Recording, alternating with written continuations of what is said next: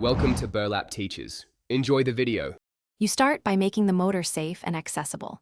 Disconnect power and desolder or clip wires, then mark rotor orientation so reassembly is exact. Secure the motor in soft jaws or padding to protect the housing. This prevents damage when you apply force. Remove end bells, brushes, or terminals to expose the shaft and gear.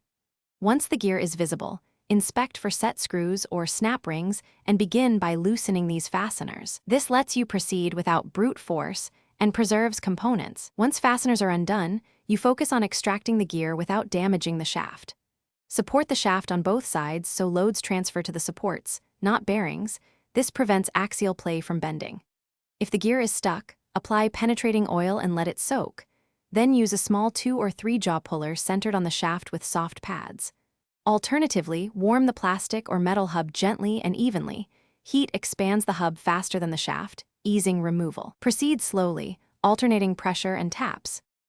After the gear comes off, clean the shaft, keyway, and bearing seats to remove debris and corrosion. This ensures the new gear seats evenly. Inspect the shaft for wear or burrs. File minor nicks smooth and replace the shaft if damaged. Press or tap the replacement gear on squarely, align orientation marks, then secure set screws or snap ring with appropriate torque and thread locker if original used it. Test at low voltage to confirm smooth rotation. If the gear refuses to budge during removal, apply more heat, use a stronger centered puller, or cut the hub as a last resort.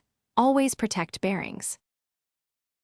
Thanks for watching. Consider subscribing if this video helped you.